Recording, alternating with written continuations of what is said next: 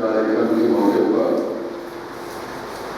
ज्योतिराव फुले, उनका जीवन संघर्ष और उनका मिशन, इसके बारे में बहुत कुछ विस्तार से जानकारी गुरु जी के द्वारा आप लोगों को दी गई है। मैं आज के इस मौके पर ज्योतिराव फुले के जीवन संघर्ष और मिशन के बारे में जानकारी को रिपीट करने के बजाय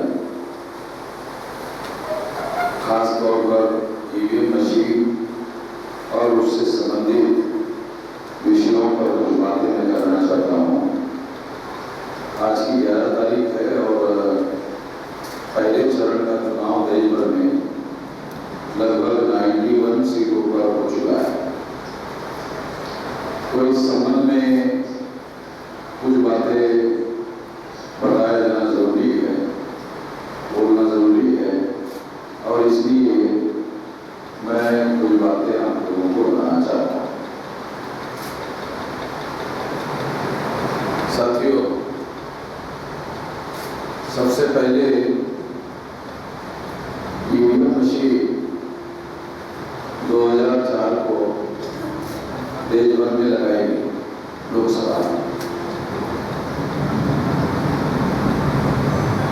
2004 में लोकसभा का जब चुनाव हुआ तो सारे देश भर में इस मशीन को लगाया गया और ये पहली बार लगाया गया।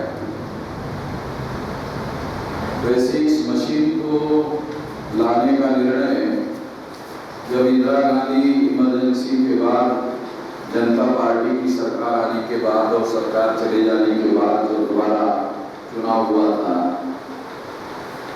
उस चुनाव में इंदिरा गांधी दोबारा चुनाव जीत कर आई थी 81 में।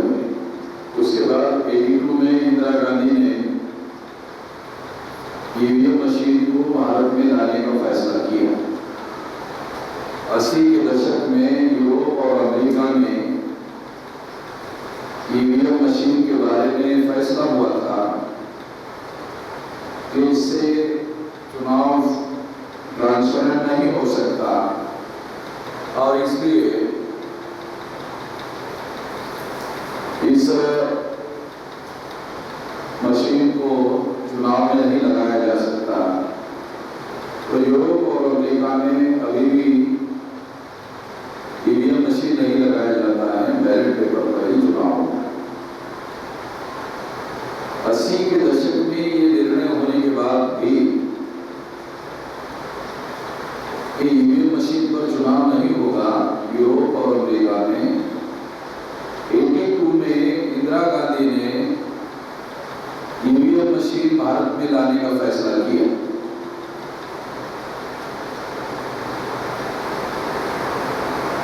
और 82 में ईवीएम मशीन भारत में लाने के बाद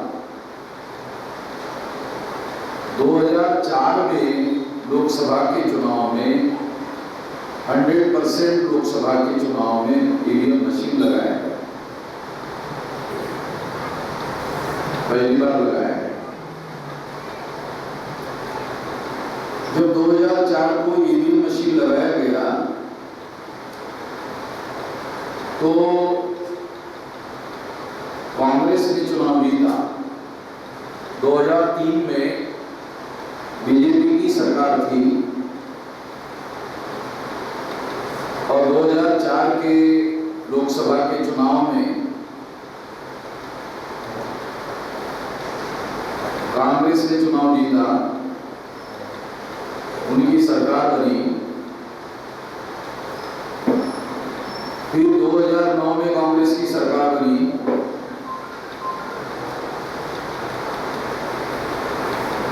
जब 2009 में कांग्रेस की सरकार बनी, भारतीय जनता पार्टी ने लाल कृष्ण आडवाणी को प्रधानमंत्री पद का कैंडिडेट घोषित किया था।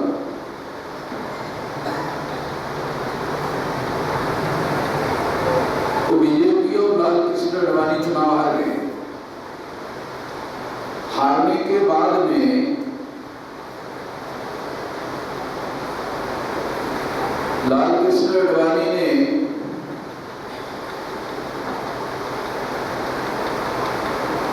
चंद्रबाबू नायडू ने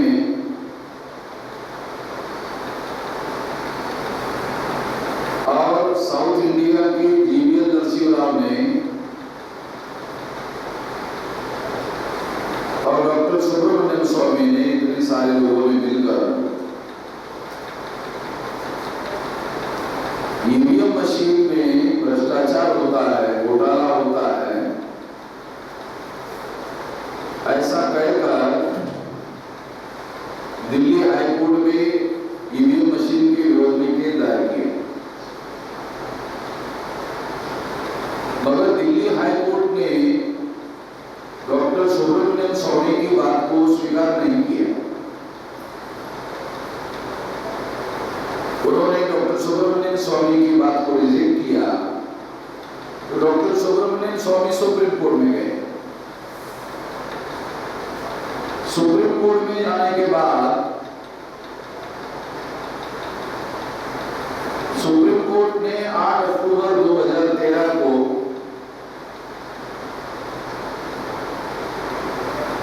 अपना जजमेंट दिया। दोनों की बातों को सुनने के बाद जब उन्होंने जजमेंट दिया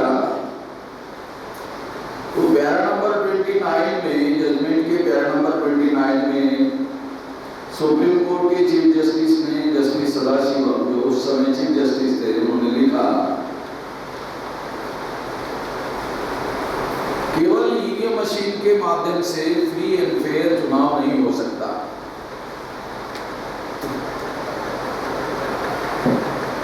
और ट्रांसपेरेंट चुनाव भी नहीं हो सकता। तो फ्री फेयर एंड ट्रांसपेरेंट चुनाव के लिए पेपर ट्रेल मशीन लगाया जाना जरूरी है। पेपर ट्रेल मशीन लगाई गई तो ही फ्री फेयर एंड ट्रांसपेरेंट चुनाव हो सकता है।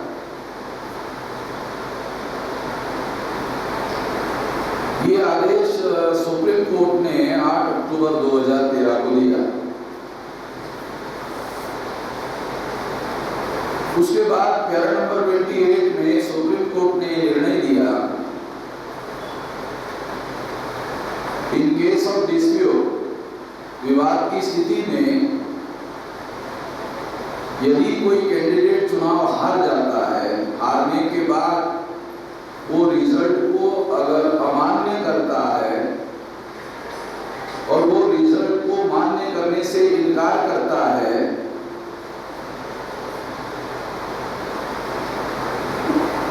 तो इनकार करने के बाद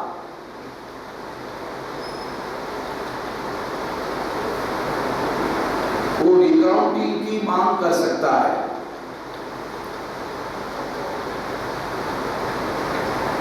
तो रिकाउंटिंग की मांग करने के बाद पेपर ट्रेल मशीन से जो कागज निकलता है, कागजी मतपत्र निकलता है, उस मतपत्र की मैन्युअल काउंटिंग होनी चाहिए। यानी रिकाउंटिंग होना चाहिए और रिकाउंटिंग में मैन्युअल काउंटिंग होना चाहिए।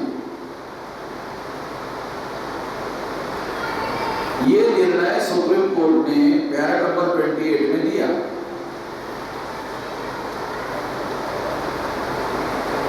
जब ये निर्णय सुप्रीम कोर्ट ने दिया 8 अक्टूबर 2013 को, तो 2014 में जैसे पिछले बार अप्रैल में चुनाव हुआ था, उसी तरह से इस साल भी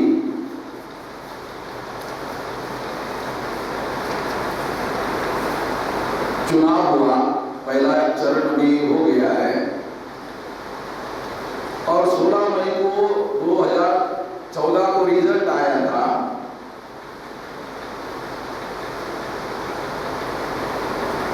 तो उस समय सुप्रीम कोर्ट के आदेश के अनुसार ईवीएम मशीन को पेपर ट्रेल मशीन लगाया जाना चाहिए था, मगर सुप्रीम कोर्ट ने ही पैरा नंबर 30 में ये रिलैक्सेशन चुनाव आयोग को दिया कि इतने कम समय में पेपर ट्रेल मशीन नहीं लाई जा सकती है, नहीं इतने सारे जगह पर नहीं लगाई जा सकती है।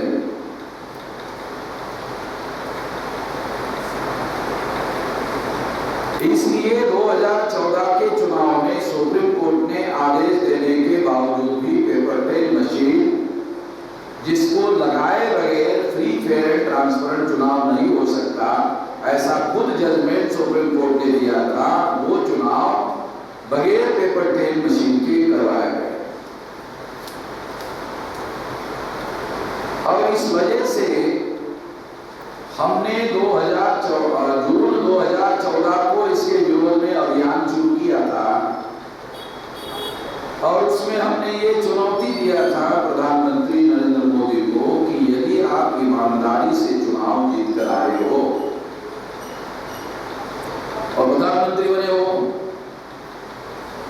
As per the provision of the constitution प्रधानमंत्री बहुत शक्तिशाली होता है, मगर हम कह रहे हैं कि ईवीएम मशीन में घोटाला करके आप चुनाव जीत कर आए हो।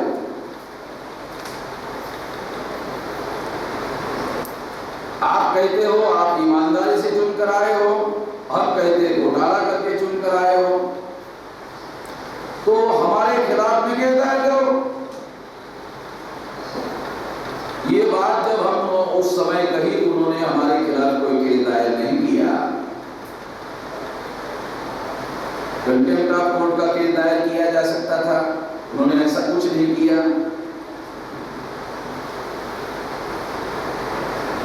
हमने इन बातों को ध्यान में रखते हुए 2014 के बाद अक्टूबर-नवंबर में विधानसभा के चुनाव 3-4 राज्यों में होने वाले थे। बिहार में होने वाला था, एक पंजाब और आसपास होने वाला था और एक महाराष्ट्र में होने वाला था, 14 में और 15 में। जैसे इस साल अभी 19 में महाराष्ट्र का चुनाव है, हो सकता है और भी कई विधानसभा के चुनाव हो, मगर 20 को बिहार में चुनाव होने वाला है, हो सकता है पंजाब में भी चुनाव हो उसी तरह। तो इस बात को ध्यान में रखते हुए हमने महाराष्ट्र बॉम्बे हाई कोर्ट में, पटना हाई कोर्ट में और चंडीगढ़ हाई कोर्ट में 3 केस दायर किए। बॉम्बे हाई कोर्ट ने 2018 को ईवीएम मशीन को पेपर ट्रेल मशीन लगाने का आदेश दिया कि 18 को लगाया जाएगा, मगर चुनाव आयोग ने 18 को लगाने के लिए 17 को तैयारी करना चाहिए। मशीनें आने के लिए 1-2 साल लगता है, बनाने के लिए लगता है, तो तैयारी उसको 1 साल 1.5 साल पहले करना चाहिए। मगर हमने जो जानकारी इकट्ठा की, हमारे पास डॉक्यूमेंट्री एविडेंस है, चुनाव आयोग ने 18 में मशीन लगाने के लिए किसी प्रकार की कोई तैयारी नहीं की। इसलिए हमने 2015 को, ये हो गया 2014, फिर 2015 को हमने सुप्रीम कोर्ट में केस दायर किया। 2015 का 2016 में हमने केस दायर किया। 2016 में जब केस दायर किया तो वो केस ये था कि सुप्रीम कोर्ट ने पेपर ट्रेल मशीन लगाने का आदेश दिया, 2014 में समय नहीं था इसलिए नहीं लगाया, ठीक है। 2017 में भी लगाने के लिए चुनाव आयोग ने किसी प्रकार की कोई तैयारी नहीं की, ऐसा तो कोई सुप्रीम कोर्ट ने ऑर्डर नहीं दिया। इसलिए 100% ईवीएम मशीन को पेपर ट्रेल मशीन लगाया जाए, इसके लिए हमने सुप्रीम कोर्ट में केस दायर किया। सुप्रीम कोर्ट ने केस दायर करने के बाद 24 अप्रैल 2017 को सुप्रीम कोर्ट ने हमारी बात को स्वीकार किया और स्वीकार करके हमारे फेवर में निर्णय दे दिया।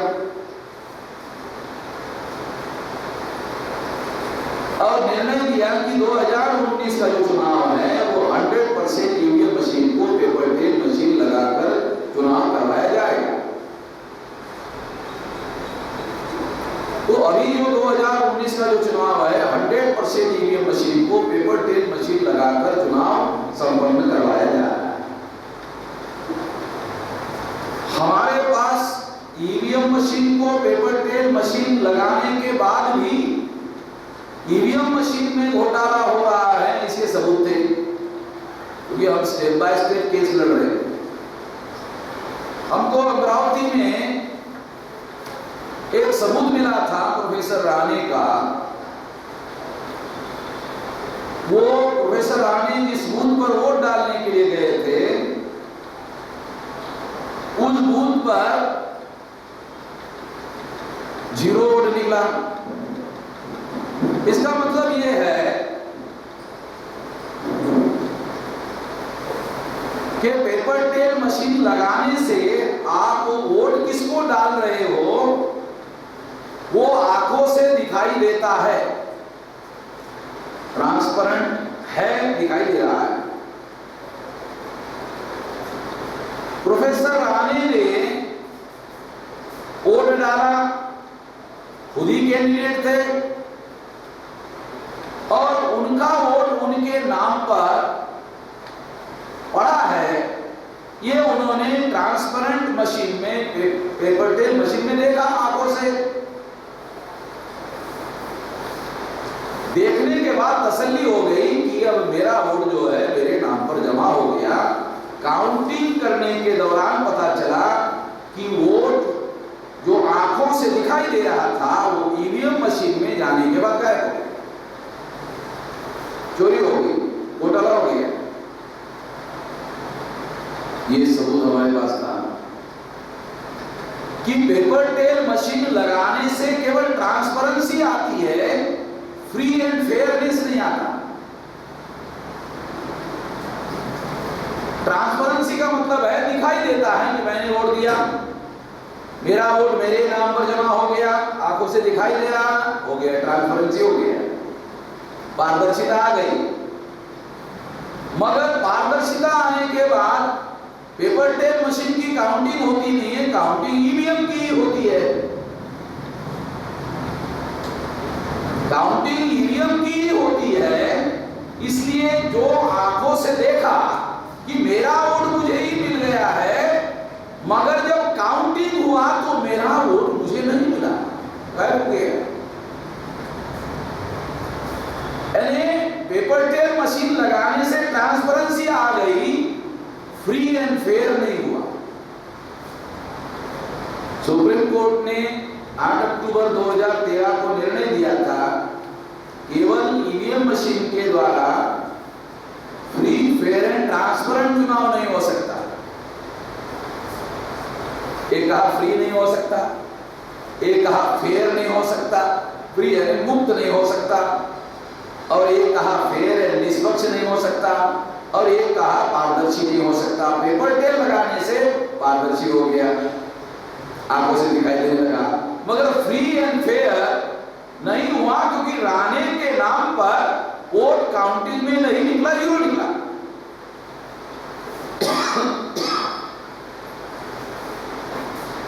राणे के बूथ पर उनका अकेले का ही वोट गायब नहीं हुआ, उसके मिसेस का भी हो गया, और भी दूसरे लोग जो उनको समर्थन देने वाले थे उनका भी वोट गायब हो गया, 0 निकला।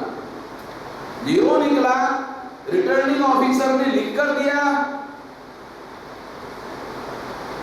लिखकर देने के बाद एविडेंस हो गया, चुनाव आयोग ने खुद लिख कर दिया कि पेपर टेल मशीन में, पेपर टेल मशीन लगाने के बाद भी ईवीएम मशीन में घोटाला होता है, ये रिटर्निंग ऑफिसर ने ही लिख कर दिया।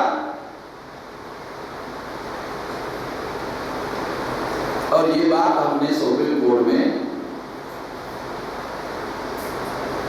जो पेपर टेल मशीन का केस दायर किया, उस केस में हमने ये लगाया। अब फ्री एंड फेयर वाला जो मामला है, क्योंकि गिनती पेपर टेल मशीन की नहीं होती है, ही होती है, पेपर टेल मशीन लगाया जाता है, मगर गिनती पेपर टेल की नहीं होती है, गिनती ईवीएम की ही होती है और घोटाला ईवीएम में होता है।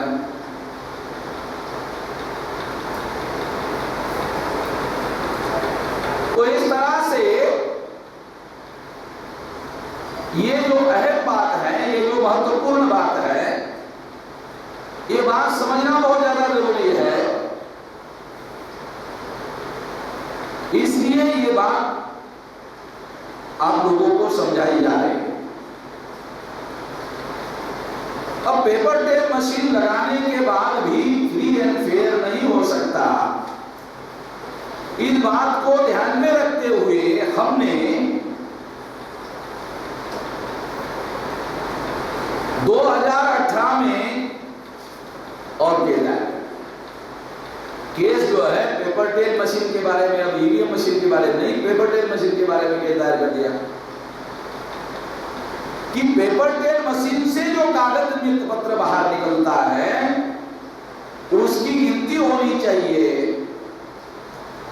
और गिनती होनी चाहिए ऐसा ऑर्डर सुप्रीम कोर्ट ने दिया 8 अक्टूबर 2013 को। हमने नहीं दिया, ये सुप्रीम कोर्ट ने दिया है ऑर्डर। अगर ये ऑर्डर सुप्रीम कोर्ट ने दिया, इसलिए दिया क्योंकि free and fair manual counting करने के बाद ही हो सकता है,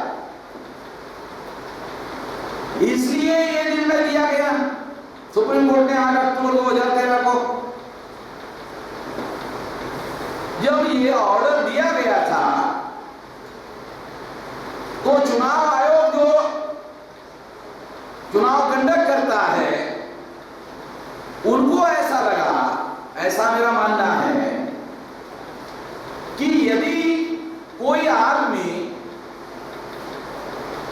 इन केस ऑफ डिस्प्यूट के बाद एप्लीकेशन करता है रिटर्निंग ऑफिसर को और paper trail machine EVM machine का रिजल्ट अमान्य करता है, मानता नहीं है और डिमांड करता है सुप्रीम कोर्ट के आदेश के अनुसार कि हमें पेपर टेल मशीन से निकलने वाला जो कागजी मतपत्र है उस कागजी मतपत्रों की गिनती होनी चाहिए। अगर ऐसी कोई मांग करे तो क्या होगा? मांग करे तो क्या होगा? ऐसा 2013 में सुप्रीम कोर्ट ने जजमेंट देने के बाद की जो सरकार है वो कांग्रेस की सरकार, 2013 में कांग्रेस की सरकार थी सेंट्रल में। उन्होंने सोचा कि यदि case of dispute supreme court कह रहा है मैन्युअल काउंटिंग होना चाहिए, अगर मैन्युअल काउंटिंग के आदेश के अनुसार अगर कोई आदमी एप्लीकेशन कर देता है तो मैन्युअल काउंटिंग करना होगा क्योंकि सुप्रीम कोर्ट का ऑर्डर है। अगर मैन्युअल काउंटिंग होता है तो केंद्र सरकार में बैठी थी कांग्रेस सरकार और चुनाव आयोग के अधिकारियों में ऐसा कहा जा सकता है कि सलाह मशवरा किया होगा, उनको पता चला होगा कि ईवीएम में घोटाला होता है, उसको पकड़ा जाएगा। जैसे कागज की गिनती शुरू हो जाएगी पेपर टेल की, ईवीएम के अंदर होने वाला जो घोटाला है वो पकड़ा जाएगा सुप्रीम कोर्ट के ऑर्डर की वजह से पकड़ा जाएगा। अब क्या संकट ना हो, पकड़ा जाएगा, क्या किया जाए? तो तत्कालीन कांग्रेस सरकार जो 2013 में थी, 8 अक्टूबर 2013 में कांग्रेस सरकार थी और मनमोहन सिंह प्रधानमंत्री थे, तो उन्होंने प्लान बनाया कि इसको रोका जाए। ये पेपर सुप्रीम कोर्ट ने ऑर्डर दिया, सुप्रीम कोर्ट ने ऑर्डर दिया, इसको रोका जाए। रोकने के लिए उन्होंने पीपल्स रिप्रेजेंटेटिव एक्ट में संशोधन किया और संशोधन करने के बाद उन्होंने लोगों ने जो केस दायर किया, इस केस के अनुसार 56C और D, ये जो रूल को हमने चैलेंज किया, ये जो चैलेंज किया वो रूल उन्होंने बनाया। अभी जो केस हमने दायर किया सुप्रीम कोर्ट में, वो रूल बनाया। उस समय की केंद्र सरकार ने रूल बनाया, कांग्रेस सरकार ने रूल बनाया।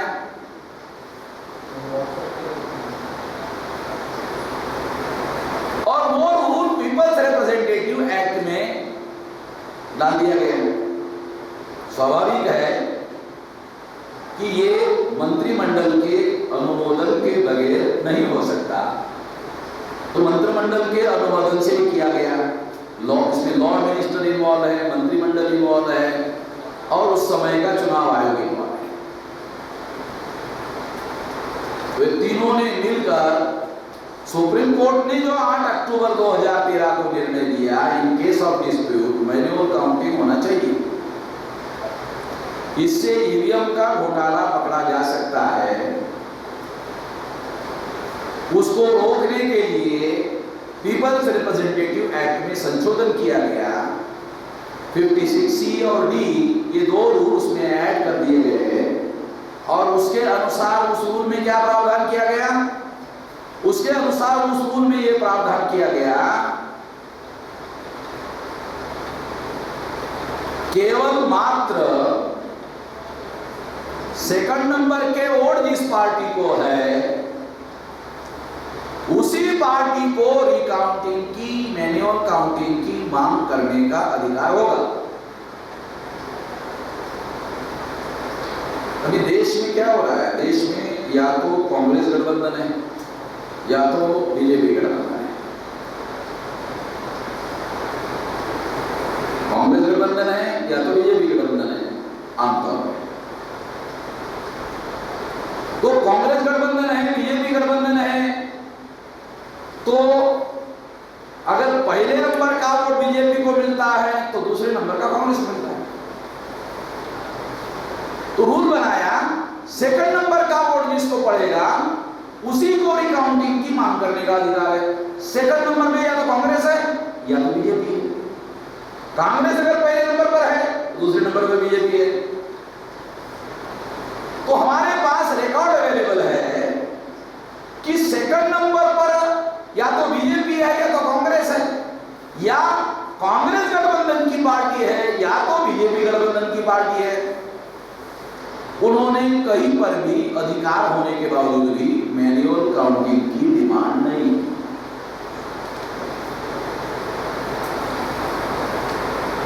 कांग्रेस के कुछ लोगों ने मैन्युअल काउंटिंग की डिमांड करने की कोशिश की पार्टी को, तो पार्टी ने उनको साथ देने से इनकार किया।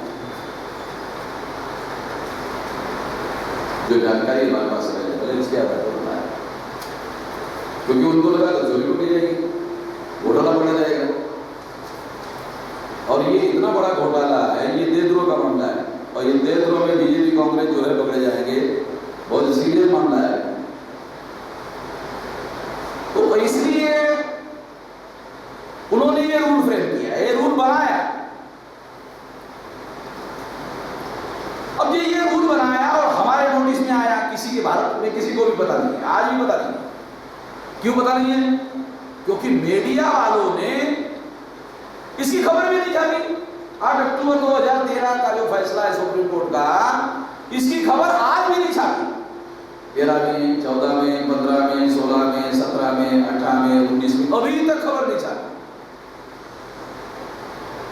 और टीवी 9 पर जब मैं गया था और मैं पढ़ के सुना रहा था, तो उसी समय मुझे उसने कहा कि तो नंगा कर रहा है। तो उसी समय उसने मेरे को टीवी में दिखाना बंद कर दिया। मैंने वो टीवी एंकर को कहा, अरे तुम तो सब गलत सब्जेक्ट पर चर्चा चला रहे हो, तो समझ में आया तो मुझे नंगा करेगा वहां में। तो उसने मुझे दिखाना बंद कर दिया। तो हमारे पास वो भी रिकॉर्ड है। फिर मैं वहां से बीच में ही उठ करके चला गया। और ये मैं जानबूझकर किया कि ये दिखाने वाले नहीं है, तो ये एविडेंस क्रिएट करने के लिए, और वो एविडेंस हमारे पास है पहले, तो एविडेंस क्रिएट कर, एविडेंस हमारे पास।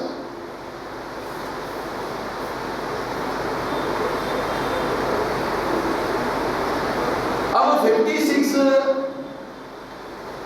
ये जो केस है, इस केस का हमने 2018 में केस दायर कर दिया। केस दायर कर दिया। केस दायर करने के बाद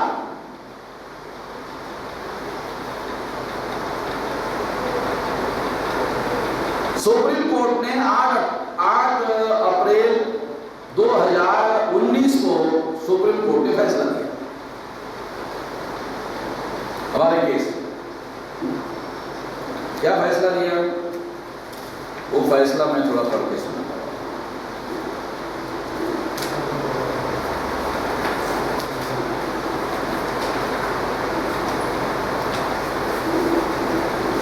फैसला दिया, we are of the view that the present practice of recounting of votes in terms of Rule 56C of the Conduct of Election Rules 61 shall continue.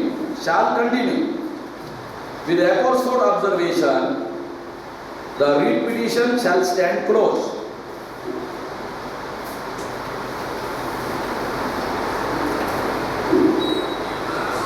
एक, दो, तीन, चार, पांच लाइन लगे।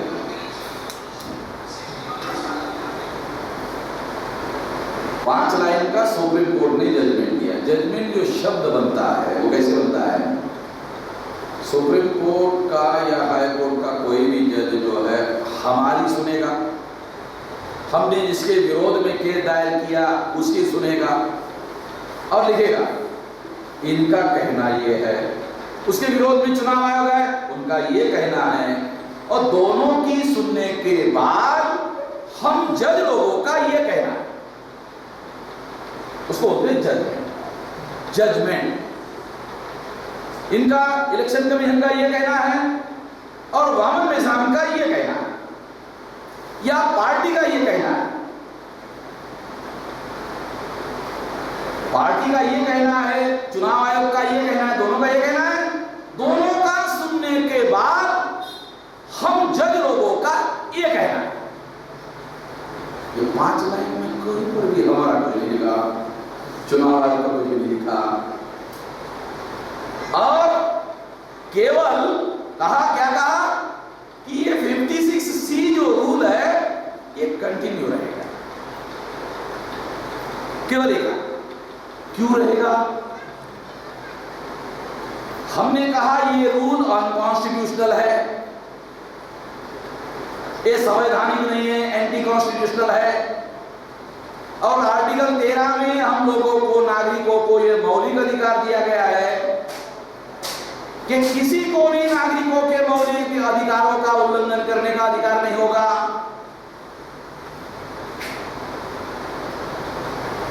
केवल सेकंड नंबर के पार्टी को रिकाउंटिंग करने की मांग करने का अधिकार होगा। ये उन्होंने बीजेपी और कांग्रेस के फेवरेबल रूल बनाया। अगर बीजेपी चुनाव जीतती है तो कांग्रेस कोर्ट में चुनाव आयोग के सामने रिकाउंटिंग की मांग नहीं करती है।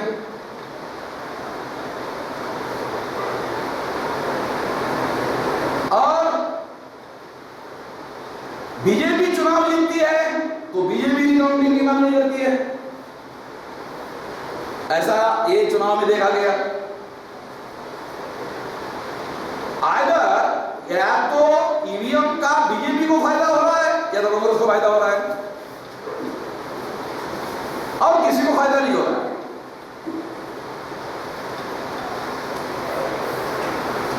विरोध करने वाली पार्टियां हो सकती है, उनका मुंह बंद करने के लिए 2 काम किए गए। नंबर 1, उनको भी ईवीएम में घोटाला करके चुनाव जितवाया, जैसे बीएसपी को 2007 में चुनाव जितवाया। 2012 में उनके पिछवाड़े पे हाथ मारा, फिर मायावती 2017 में जब चिल्लाने लगी तुम तो चुप कराई थी, तब तो तुमने नहीं कहा करोगी। तो मुंह बंद करवाने के लिए उनको फायदा पहुंचाया। दूसरा एक फायदा ये पहुंचाया कि इनका रिकॉग्नाइजेशन है नेशनल पार्टी का, वो खत्म होने के बावजूद भी चुनाव आयोग ने कंटिन्यू किया। ये दो फायदे उनको दिए, इस वजह से वो चुप रहते थे, लड़ते नहीं थे। वामन मेहरा लड़ रहा है, वो नहीं लड़ रहे, जिनको नुकसान हो रहा है। लड़ना चाहिए था, नहीं लड़ रहे, क्योंकि उनको दो प्रकार के फायदे हो रहे थे।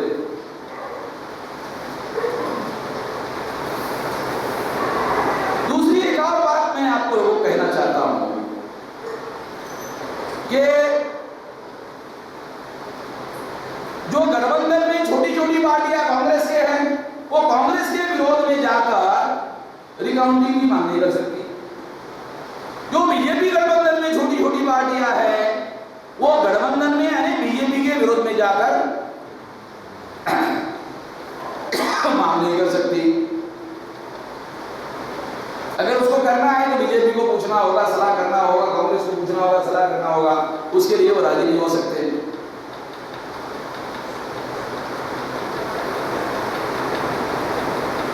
तो इस वजह से इसका या तो बीजेपी गठबंधन को फायदा होता है या तो कांग्रेस गठबंधन को फायदा होता है, दोनों को फायदा होता है।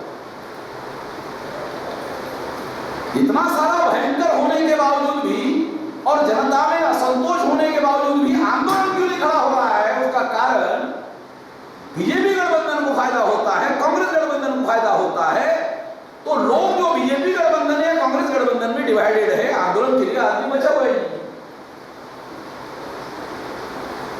आंदोलन करने के लिए लोगों में असंतोष है, मगर आंदोलन नहीं हो रहा है सड़क पर, तो उसका कारण ये है।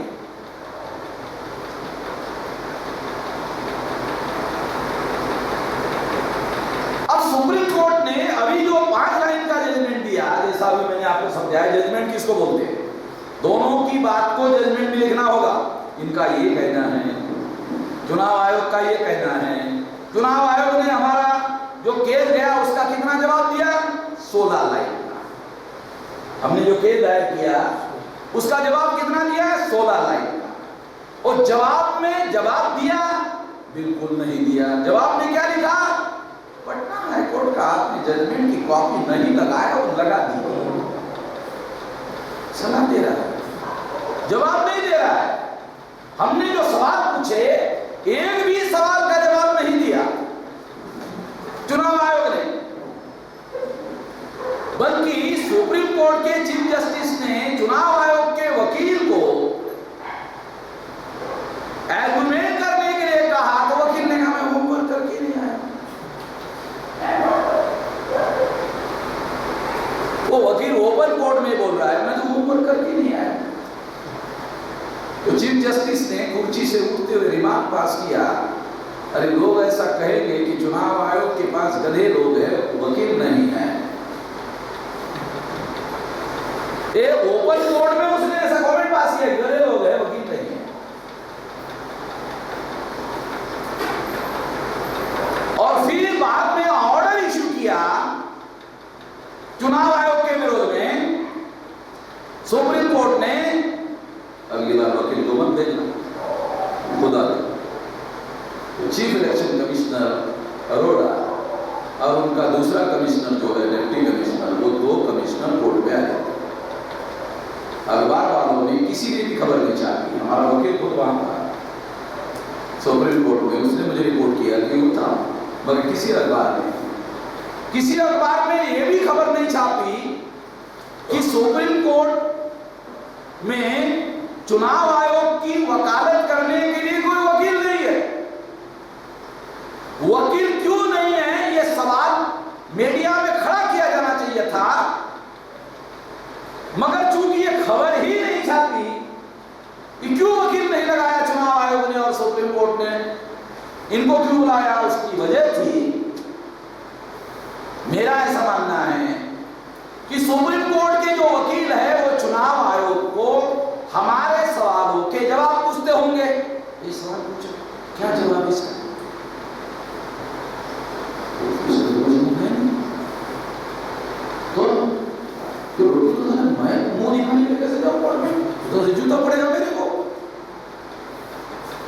इसलिए चुनाव आयोग की केस लड़ने के लिए कोई वकील खड़ा नहीं हो रहा था। इसलिए चुनाव आयोग को, कमिश्नरों को कोर्ट में हाजिर रहने के लिए ऑर्डर दिया। ये कहा जा सकता।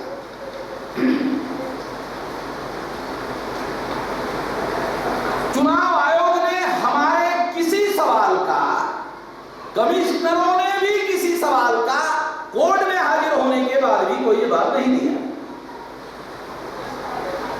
नहीं दिया तो हमारे वकीलों ने सुप्रीम कोर्ट को कहा एक्स पार्टी डिसीजन दो रिकॉर्ड में, मगर जज ने सारा रिकॉर्ड नहीं दिया। ओपन कोर्ट में ये जो एग्रीमेंट हुआ, हमारे वकीलों ने एग्रीमेंट किया, एक्स पार्टी डिसीजन देने के लिए क्यों कहा? चुनाव आयोग ने कुछ जवाब ही नहीं दिया। नहीं दिया जवाब। एक्स पार्टी डिसीजन दो, स्वाभाविक है हमारा अधिकार बनता है। मगर सुप्रीम कोर्ट ने हमारे केस में एक्स पार्टी डिसीजन देने के बजाय 21 पार्टी की जो केस थी, उस केस में हमारी केस को क्लब कर दिया, जबकि उनकी प्रेयर अलग है, हमारी प्रेयर अलग है। कानून के अनुसार उसे क्लब नहीं किया जा सकता था, मगर उसे उन्होंने क्लब कर दिया। मेरा एक और भी मानना है कि इसमें हमारे दो मौलिक अधिकारों का उल्लंघन हुआ। एक, जो रूल बनाया उसमें तीसरे पार्टी को, चौथे पार्टी को, पांचवें पार्टी को, किसी और पार्टी को रिकाउंटिंग करने का, मांग करने का अधिकार नहीं। इसका मतलब है इक्वलिटी बिफोर लॉ का उल्लंघन है। समानता का जो मौलिक अधिकार भारत के संविधान ने दिया, उसका मौलिक अधिकार का उल्लंघन है। ये रूल इस आधार पर अनकॉन्स्टिट्यूशनल है, ऐसा हमने सुप्रीम कोर्ट को लिख कर दिया और सबूत दिया। अब हमने लिख कर दिया ये अनकॉन्स्टिट्यूशनल है।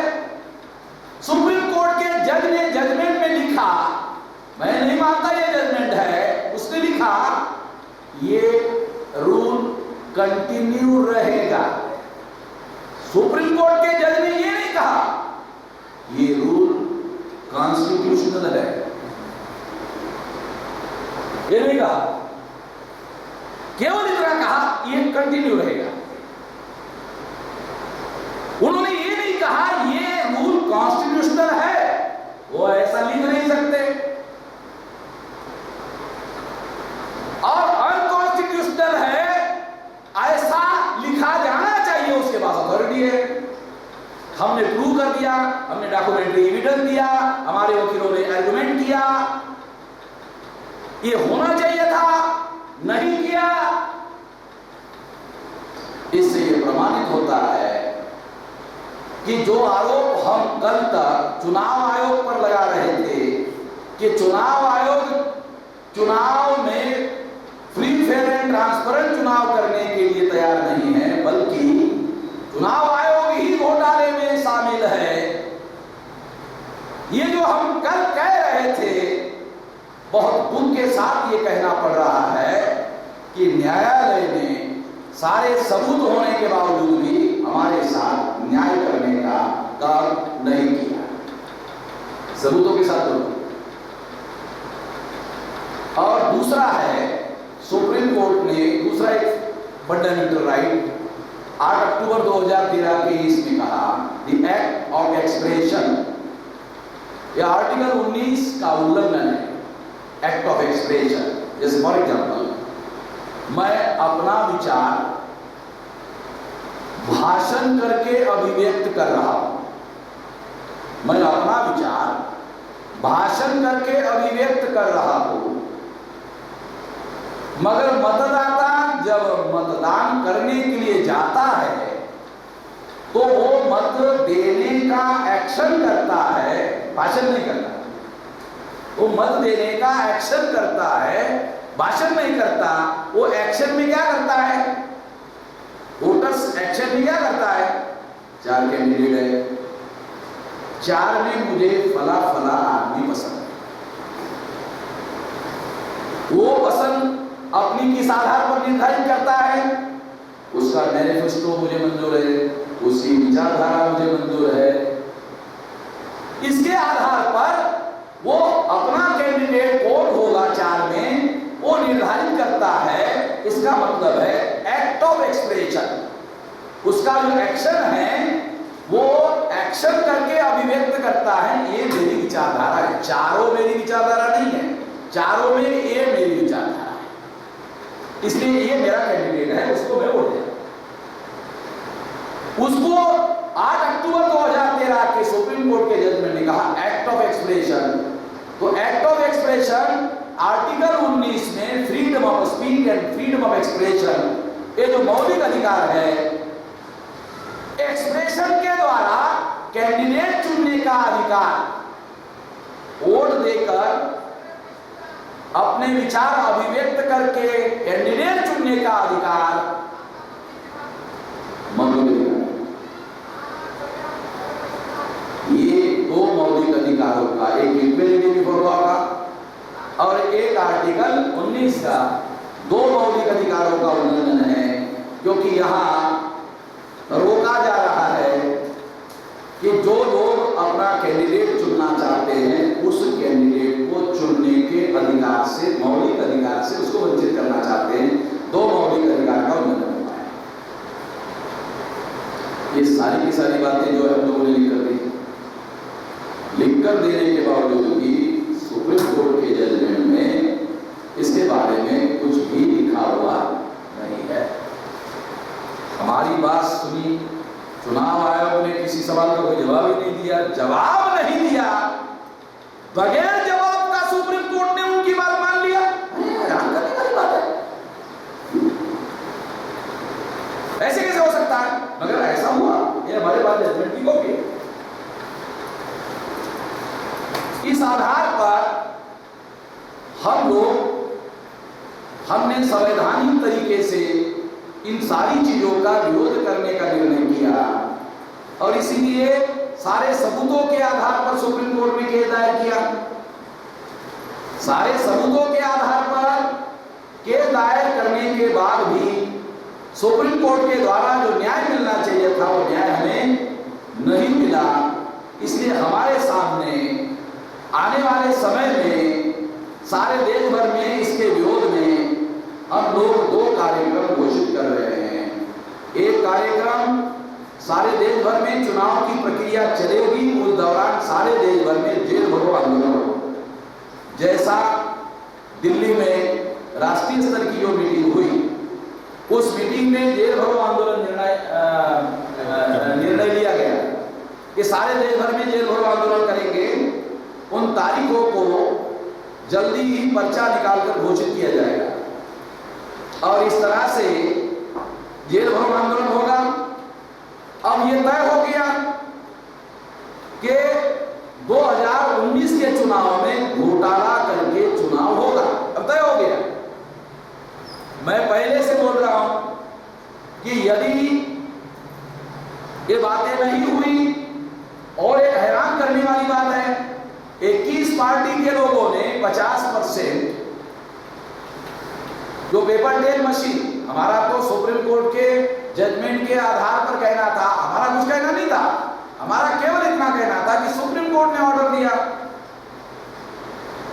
उस ऑर्डर पर चुनाव आयोग अमल नहीं कर रहा है। सुप्रीम कोर्ट अपने ही ऑर्डर पर अमल करने का काम करे, हमारा केवल इतना कहना था। सुप्रीम कोर्ट ने अपने ही कोर्ट ऑर्डर पर अमल करने का काम नहीं किया। हैरान करने वाली बात है, हमने तो ऑर्डर नहीं दिया, ऑर्डर तो सुप्रीम कोर्ट ने दिया, अपने ही ऑर्डर पर सुप्रीम कोर्ट ने अमल करने का काम नहीं किया। 21 पार्टी के लोगों ने, जिसमें नेशनल लेवल की 6 पार्टियां शामिल हैं,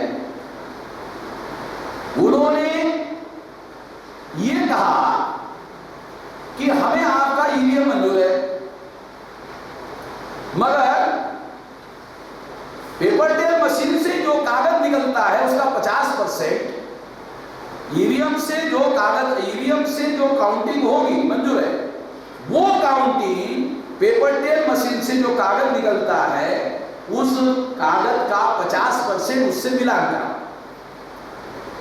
8 अक्टूबर 2013 का जो निर्णय है, इन केस ऑफ डिस्प्यूट, वो 100% मैनुअल काउंटिंग का ऑर्डर है 8 अक्टूबर 2013 का। मगर चुनाव 21 पार्टी के लोगों ने कहा कि 50% जो EVM machine, paper trail machine से कागज निकलता है, वो कागज 100% नहीं, 50% कागज ईवीएम मशीन के काउंटिंग से मिलान किया जाए। ये 21 पार्टी के लोगों का डिमांड है। चुनाव आयोग 1% कर रहा था, एक विधानसभा में 1%, वो 1% का परसेंटेज निकल रहा था 0.0, यानी इसका कोई मीनिंग ही नहीं। और इन्होंने 50% की मांग की, सुप्रीम कोर्ट ने 5% स्वीकार। तो सुप्रीम कोर्ट के डिनाई करने का कोई खास वजह हमें दिख नहीं रहा, मगर चुनाव आयोग ने एक बात कही कि अगर 50% मैन्युअल, 50% पेपर टेल मशीन से निकलने वाला कागज और ईवीएम मशीन से निकलने वाला रिजल्ट, उसको मिलान करने के लिए 6 दिन का समय रिजल्ट के लिए लगेगा।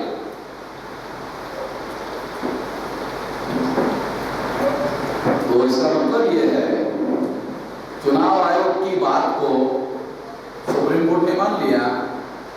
इसका अर्थ होता है कि 6 दिन रिजल्ट को डिले होगा। डिले नहीं होना चाहिए, इसलिए सुप्रीम कोर्ट ने केवल 5% स्वीकार किया। ये उसका नहीं। अब मैं आपको एक फंडामेंटल बात बताना कि चुनाव फ्री फेयर होना चाहिए, निष्पक्ष होना चाहिए, या मुक्त होना चाहिए, या पारदर्शी होना चाहिए, या जल्दी रिजल्ट मिलना चाहिए। ये 2 सवाल। सुप्रीम कोर्ट ने कहा जल्दी रिजल्ट होना चाहिए, फ्री फेयर ट्रांसपेरेंट नहीं हुआ तो चलेगा, घोटाला हुआ तो चलेगा, मगर फ्री फेयर ट्रांसपेरेंट नहीं होना चाहिए, जल्दी रिजल्ट होना चाहिए। तो 5% से कितना घंटा लगेगा? 4 घंटा डिले होगा। अभी ये रिकॉर्ड की बात है कि 5% से काउंटिंग करने से कितना घंटा लेट होगा? 4 घंटा लेट होगा। तो इसका मतलब है सुप्रीम कोर्ट ने चुनाव आयोग की बात को स्वीकार किया कि डिले नहीं होना चाहिए। संविधान निर्माताओं ने चुनाव आयोग को जो ऑटोनॉमस स्टेटस दिया, वो फ्री फेयर एंड ट्रांसपेरेंट चुनाव कंडक्ट करने के लिए दिया, जल्दी रिजल्ट लगाने के लिए नहीं। बहुत दुख के साथ कहना पड़ रहा है कि सुप्रीम कोर्ट ने फ्री फेयर एंड ट्रांसपेरेंट का बलि देकर, खासतौर पर फ्री एंड फेयर का बलि देकर, जल्दी रिजल्ट लगाने को प्रेफर किया, जल्दी रिजल्ट लगाने को मंजूरी दी। ये किसी भी आधार पर फ्री फेयर नहीं कहा जा सकता, और जब चुनाव फ्री फेयर नहीं होगा तो इसका मतलब है लोकतंत्र की हत्या होगी। और इसीलिए सारे देश भर में हम 2 काम करेंगे। एक तो इस प्रक्रिया के दौरान 7 चरणों में होगा, तो कम से कम 3 बार हम लोग जेल भरो आंदोलन करेंगे सारे देश भर में। और 23 तारीख को रिजल्ट आने के बाद अभी तो क्लियर हो गया कि घोटाला होगा ही चुनाव होगा, और हमने पहले भी बोला था कि अगर घोटाला होकर चुनाव होगा तो बीजेपी चुनाव जीत कर आएगी। तो 8 तारीख को आप सुनकर हैरान हो जाओगे, 8 तारीख को सुप्रीम कोर्ट का जजमेंट आया, और 8 तारीख को ओपिनियन पोल वालों ने बताया बीजेपी को 274 से लेकर 279 सीटें मिलेगी। तो ये जो ओपिनियन पोल का जो रिजल्ट उन्होंने दिखाया 8 तारीख को, 9 तारीख को, तो इसे कोइंसिडेंस नहीं माना जा सकता। जो ओपिनियन पोल वाले लोग हैं वो 8 तारीख के रिजल्ट की राह देख रहे थे। इसका मतलब ये हो रहा है कि यदि supreme court free fair and transparent के हक में फैसला देता है तो ओपिनियन पोल का रिजल्ट अकॉर्डिंगली दिया जाए, और अगर फ्री फेयर एंड ट्रांसपेरेंट के फेवर में नहीं दिया जाता है तो फिर अकॉर्डिंग दिया जाए, ऐसा कहा जा सकता है। इसीलिए 8 या 9 को अखबारों में जो ओपिनियन पोल के रिजल्ट दिखाए गए वो बीजेपी को चुनाव जीतते हुए दिखाई दे रहे हैं। इन सारी बातों का विश्लेषण करने के आधार पर यह कहा जा सकता है, मैंने एक नेशनल पार्टी के नेशनल प्रेसिडेंट को, उन्होंने मुझे 2 सवाल पूछे। एक सवाल पूछा कि आपको क्या लगता है, मैंने कहा बीजेपी चुनाव हार जाएगी। उन्होंने कहा कि आपको क्या लगता है बीजेपी चुनाव हार जाएगी, मगर ईवीएम मशीन के द्वारा जीत जाएगी। जो सारे देश का मूड है वो बीजेपी को हरवाने का है, मगर ईवीएम मशीन के आधार पर बीजेपी चुनाव जीत जाएगी। ये बात जिस राष्ट्रीय पार्टी के राष्ट्रीय अध्यक्ष को मैंने बताया, उन्होंने जो 21 पार्टी की जो केसेस सुप्रीम कोर्ट में गए, उसमें उनका भी एक मेजर रोल था सुप्रीम कोर्ट में केस दायर करने। मैं उनका नाम अभी इसमें लेना नहीं चाहता हूँ, क्योंकि अभी तक 21 पार्टी के लोगों ने ज्वाइंट प्रेस कॉन्फ्रेंस लेने का जो ऐलान किया, वो ऐलान होने के बाद मैंने बोलने का प्लान बनाया था, मगर वो 8 को उन्होंने नहीं किया, 9 को नहीं किया, 10 को नहीं किया, 11 को भी नहीं किया। तो मैंने सोचा भैया हमारा कार्यक्रम और ज़्यादा डिले नहीं किया जा सकता, इसलिए हमने ये आज ज्योतिराव फुले के जन्मदिन के मौके पर मैं ये अनाउंस कर रहा हूँ कि सारे देश भर में 7 चरणों में से एक चरण हो गया है, तो 3 बार जेल भरो आंदोलन होगा। और ये जो जेल भरो आंदोलन होगा, इसके बारे में हम लोगों ने राष्ट्रीय स्तर के मीटिंग में इस पर बहुत सारा विचार मंथन किया। उसके बाद 23 तारीख को रिजल्ट आएगा। जैसे मैं पहले कहा कि रिजल्ट क्या होगा, उस हिसाब से मैं कहना चाहता हूँ 24 तारीख को 23 को रिजल्ट आएगा, 24 तारीख को हम भारत बंद करेंगे इंडेफिनेटली। सारे देश भर में संविधान बचाओ संघर्ष समिति के द्वारा इंडेफिनेटली भारत बंद किया जाएगा। और क्योंकि लोगों में बहुत बड़ा असंतोष है और लोग बीजेपी को चुनकर नहीं भेजना चाहते, मगर बीजेपी ही चुनकर आने वाली है, इसलिए और फिर वो लोग इसके बावजूद भी अगर बीजेपी चुनकर आई तो मीडिया वाले क्या कहेंगे, ये भी मैं अभी से बोल देता हूँ। मीडिया वाले बोलेंगे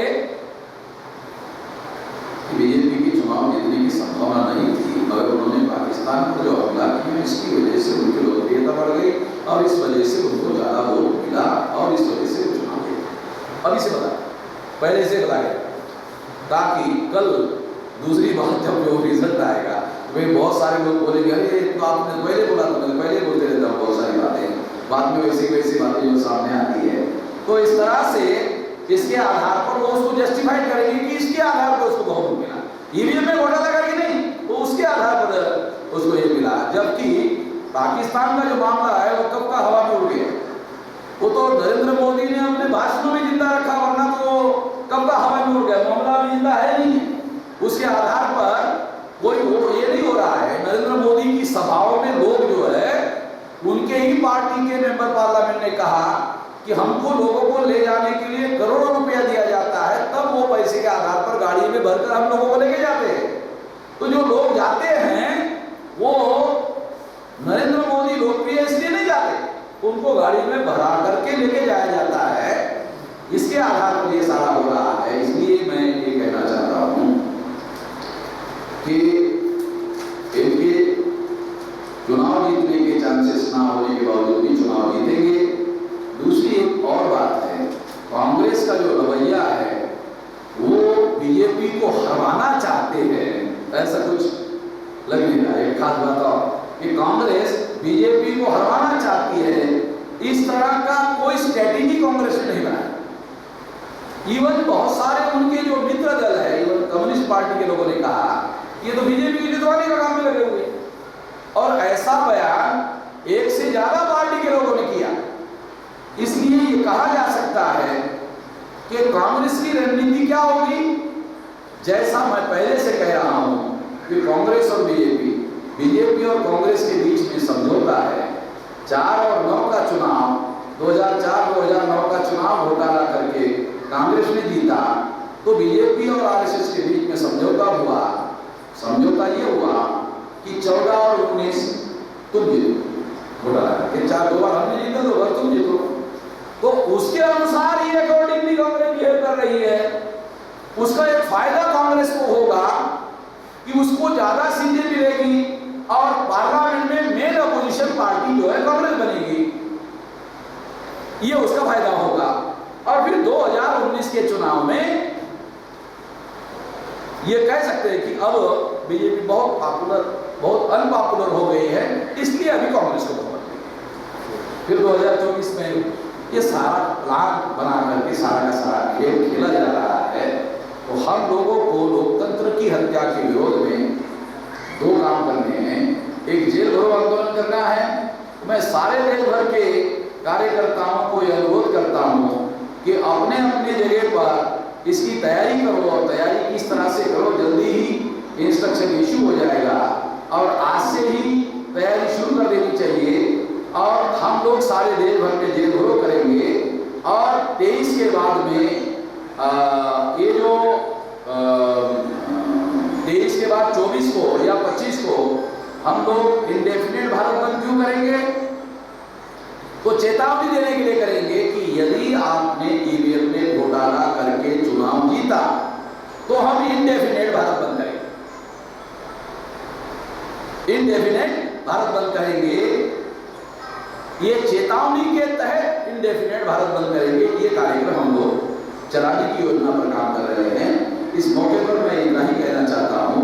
समाज की महत्वपूर्ण घटनाओं की जानकारी के लिए MN TV को सब्सक्राइब करें और साथ ही साथ बेल आइकन को दबाएं ताकि आपको हर महत्वपूर्ण जानकारी मिलती रहे।